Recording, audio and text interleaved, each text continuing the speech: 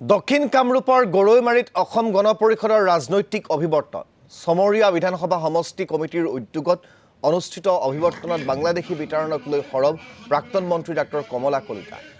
মিয়াখেদা আন্দোলন নহয় বিদেশী আন্দোলনহে অগপয় সমৰ্থন কৰে বুলি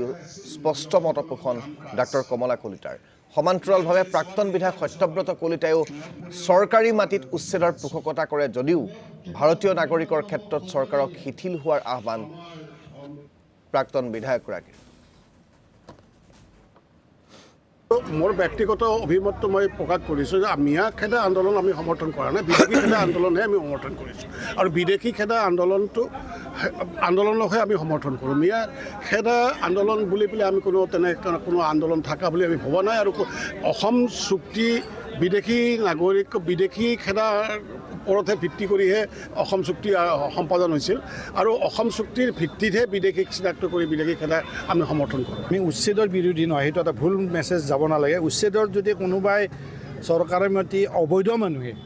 যদি দখল কৰি ৰাখিছে সেইটো উচ্ছেদ কৰক, আমাৰ ক'বলগীয়া নাই।